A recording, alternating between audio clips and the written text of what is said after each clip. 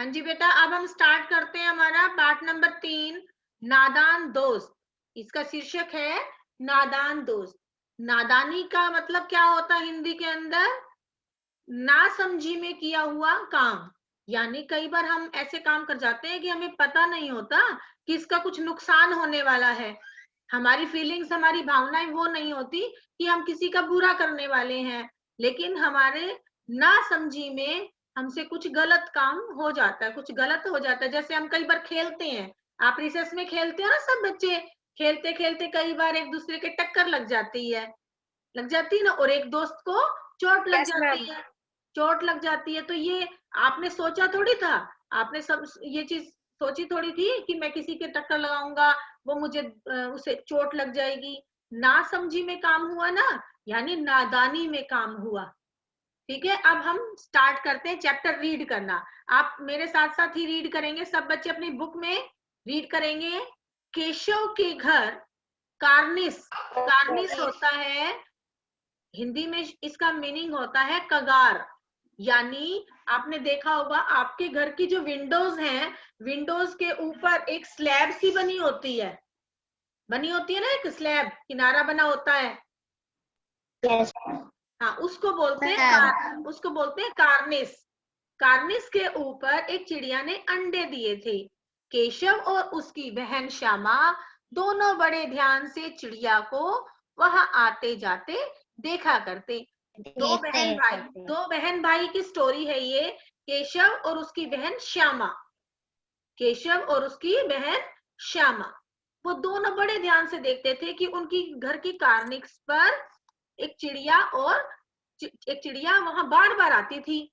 सवेरे दोनों आके मिलते, दोनों अपनी आंखों को मलते। कैसे मलते हैं? जब आप उठते हो तो ऐसे ऐसे करते हो ना आंखों को, उसी तरह से आंखों को मलते हुए कार्निस के सामने पहुंच जाते और चिड़ा और चिड़िया दोनों को वहां पर बैठा पाते।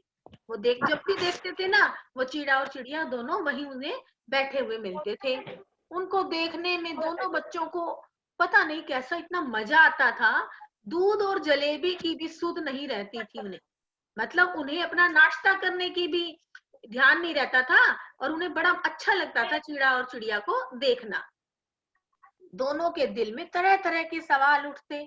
अंडे कितने बड़े होंगे, किस रंग के होंगे, कितने होंगे, क्या खाते होंगे, उनमें से किस तरह से बच्चे निकलेंगे, बच्चों के घर, बच्चों के पर कैसे निकलेंगे, घोंसला कैसा है। लेकिन इन बातों का जवाब देने वाला कोई नहीं था। ना तो अम्मा को के काम धंधों से फुर्सत थी, ना ही बाबूजी को पढ़ने लिखने से। दोनों बच्चे आपस में ही सवाल जवाब करके एक दूसरे को तसल्ली देते थे। यानी दो बहन भाई थे, केशव और श्यामा। उनके घर के कार्निस पर चिड़ा और चिड़िया ने घोंसले दिए।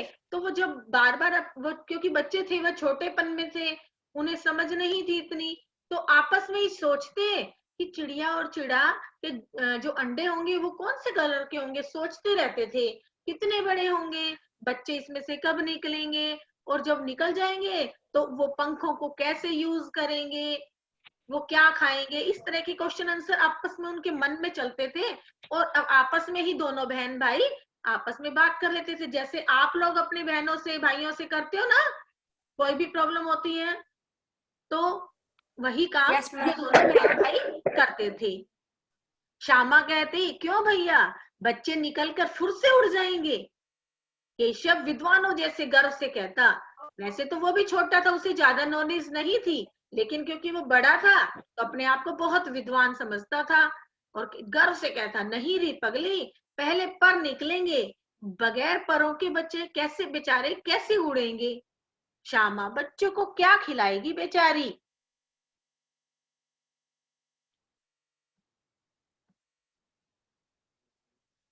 इसी तरह से 3-4 दिन गुजर गए और उनकी जिज्ञासा लगातार बढ़ती ही चली गई। अंडों को देखने के लिए वे बहुत अधीर हो उठे, मतलब उनकी क्यूरियोसिटी बढ़ती चली गई और वो बहुत एक्साइट हो गए। उनकी एक्साइटमेंट बढ़ती चली गई और उन्होंने अनुमान लगाया उन्होंने अंदाजा लगाया कि अब जरूर बच्चे निकल आए होंगे। बच्चों के चारे का सवाल, चारे का मतलब कि बच्चे के खाने के, वे चिड़िया के बच्चे भाई क्या खाएंगे। अब वो सोचते रहे भाई वो तो भूखी रह जाएगी चिड़िया, क्योंकि उनको बहुत टेंशन थी, वो बहुत अटैच हो गए थे चिड़िया से। Next page. चिड़िया बेचारी इतना दाना कहाँ से लाएगी कि सारे बच्चों का पेट भर जाए। गरीब बच्चे भूख के मारे सारा दिन चू चू करके मर जाएंगे। इस मुसीबत का अंदाजा करके दोनों बच्चे घबरा गए और दोनों ने ये फैसला किया कि कार्निस पर थोड़ा सा दाना रख दिया जाए। श्यामा खुश होकर बोली, तब तो चिड़िया को चारे के लिए कहीं उड़कर नहीं जाना पड़ेगा। केशव ने क्या कहा, नहीं, तब क्यों जाएगी। श्यामा ने कहा, क्यों भैया, बच्चों को धूप नहीं लगती होगी। मतलब वो इतने ज्यादा अटैच हो गए, उनका लगाव इतना हो गया चिड़ा और चिड़िया से कि वो उन्हें अपने घर के फैमिली मेंबर मानने लगे और उनके सुख दुख की सारी परेशानी उनको हो गई। छोटी से छोटी बात का भी वो ख्याल रखने लगे चिड़ा और चिड़िया का। केशव का ध्यान इस तकलीफ पर गया भी नहीं था। बोला, जरूर तकलीफ हो रही होगी, बेचारे प्यास के मारे तड़पते होंगे, ऊपर छाया भी तो कोई नहीं।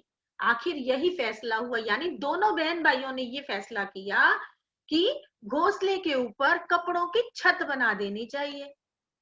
अब वो छोटे बच्चे हैं, अपनी नॉलेज के अकॉर्डिंग ही तो काम करेंगे ना, जैसी जैसी उन्हें नॉलेज होगी वही काम करेंगे।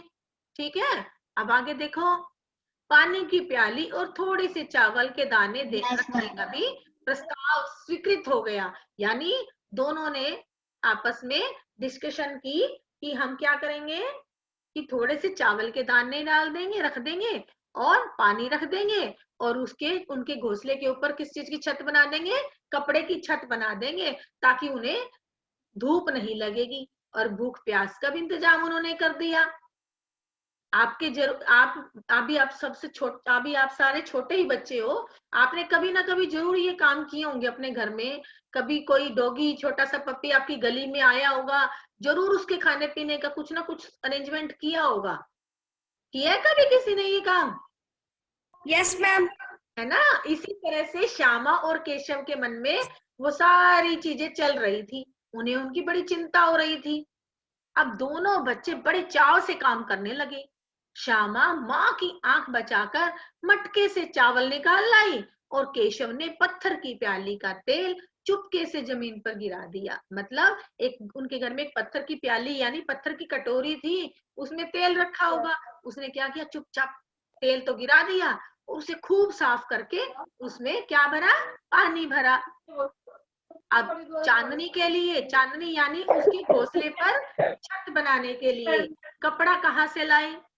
फिर ऊपर बगैर छड़ियों के कपड़ा ठहरेगा कैसे। छड़ियां यानी लकड़ी की डंडियां।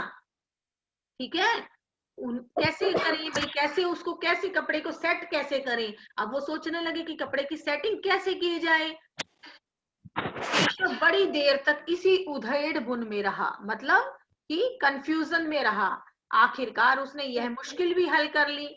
श्यामा से बोला, जाकर कूड़ा फेंकने वाली टोकरी उठा लाओ और अम्मा जी को मत दिखाना। अम्मा जी यानी मम्मी को मत बताना। कई काम करते हो ना आप, आपस में बहन भाई ये प्लानिंग बनाते हो कि भाई मैं भी तेरी नहीं बताऊंगा, तू भी मेरी मत बताना है, और मम्मी को मत बताना, ये चीज करते हो ना।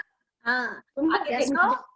श्यामा, वह तो बीच में से फटी हुई है, उसमें से धूप नहीं जाएगी।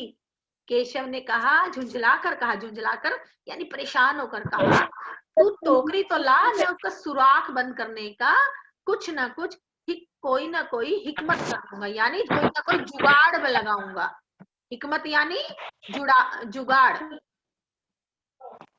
कई जुगाड़ का मतलब ये होता है कि हमारे पास कोई परफेक्ट सॉल्यूशन नहीं होता, लेकिन हम कुछ ना कुछ जुगाड़ लगा लेते हैं। ठीक है ना, ऐसे कर लेते हैं, तो उसका मतलब होता है जुगाड़। अब नेक्स्ट पेज पे देखिए, पेज नंबर 15। श्यामा दौड़कर टोकरी उठा लाई। केशव ने उसके सुराख में, सुराख यानी छेद, थोड़ा सा कागज ठूस दिया और तब टोकरी को एक टहनी से टिकाकर बोला, देख ऐसे ही घोंसले पर उसको आड़ कर दूंगा, यानी उसकी आड़ कर दूंगा। जैसे ऐसे टिका देंगे घोंसले पर तो उसकी छाया हो जाएगी घोंसले पर, नीचे घोंसला, उसके ऊपर इसकी ऐसे छाव रख दूंगा, टोकरी को ऐसे रख दूंगा तो उसकी छाव आ जाएगी। तब श्यामा ने दिल में सोचा भैया कितने चालाक हैं, देखो कितना जुगाड़ बिठा लिया। मतलब वो श्यामा भी खुश हो गई, चलो भाई अब तो चिड़ा चिड़िया हमारे घर में ही रहेंगे, उनको कोई परेशानी नहीं होगी।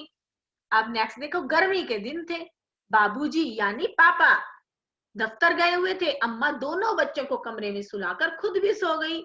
लेकिन बच्चों की आंखों में आज नींद कहाँ थी, क्योंकि उन्होंने तो ये शैतानी करनी थी।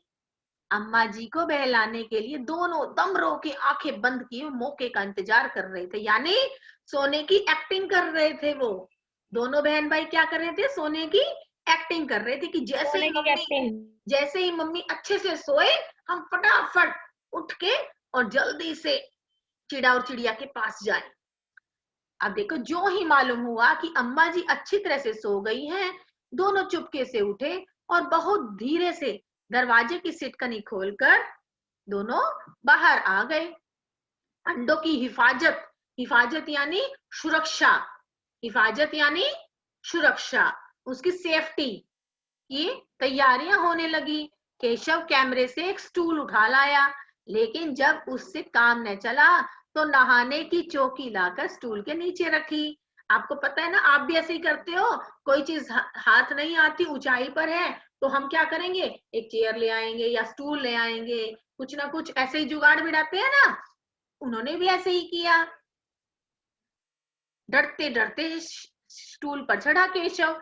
श्यामा दोनों हाथों से स्टूल पकड़े हुए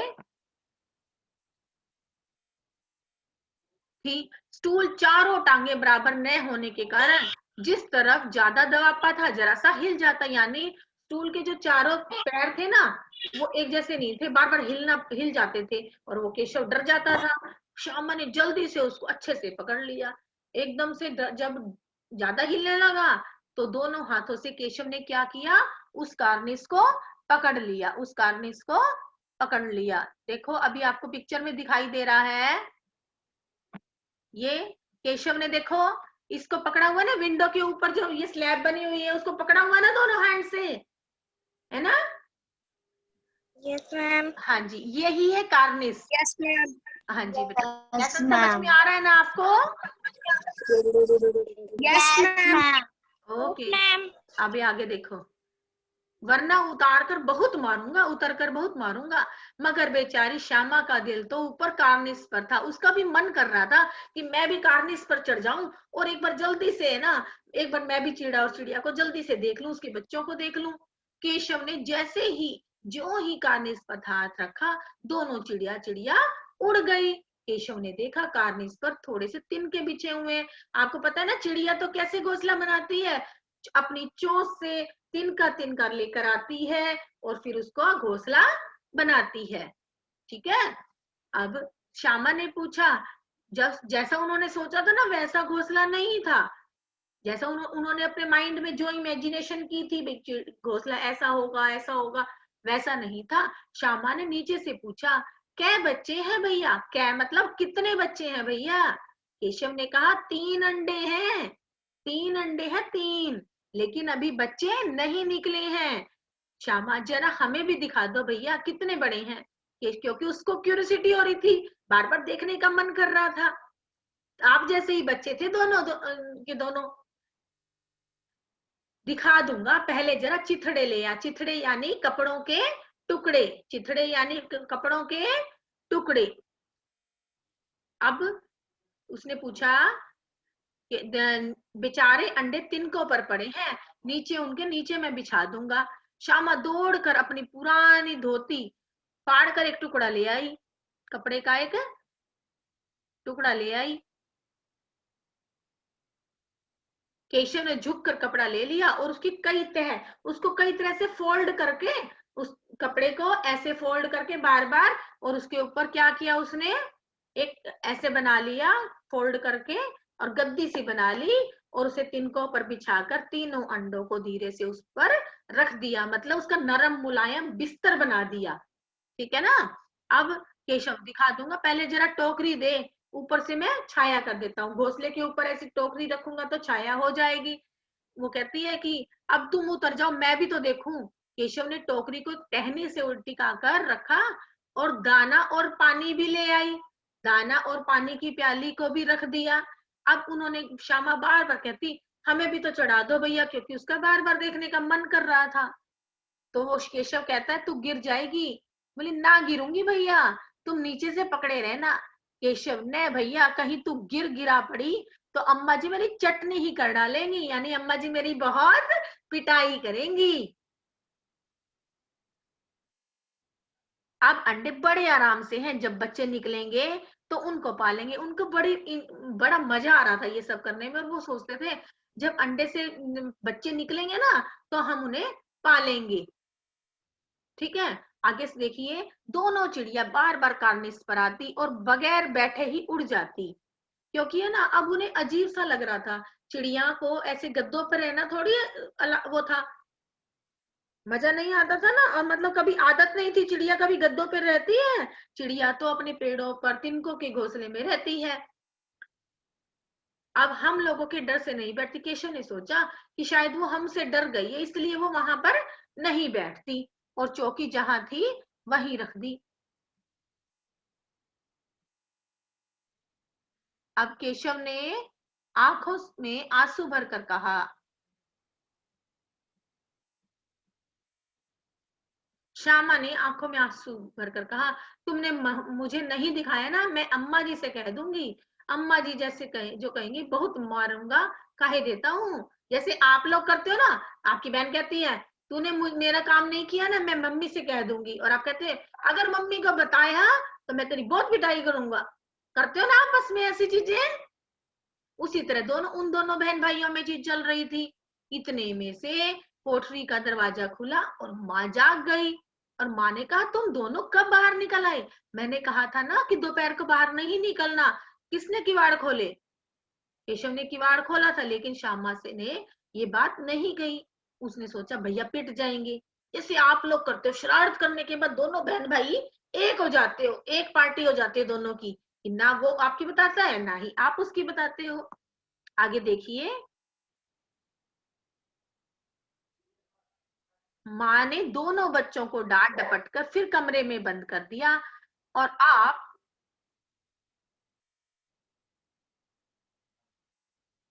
अभी सिर्फ 2 बजे थे, बाहर तेज लू चल रही थी। अब दोनों बच्चों को नींद आ गई।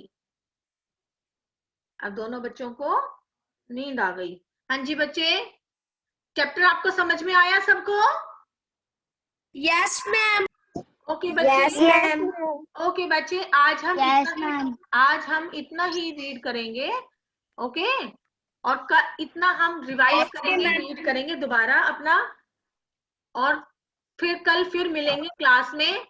इतना आप सब रीड करेंगे और समझेंगे। ओके, कोई भी प्रॉब्लम्स है तो नोट डाउन करके रखेंगे। ठीक है बच्चा? मैम 9:45 Okay, में ma'am. चलती हाँ क्लास। जी हाँ जी हाँ जी। ओके बाय बेटा, goodbye. Bye ma'am. Good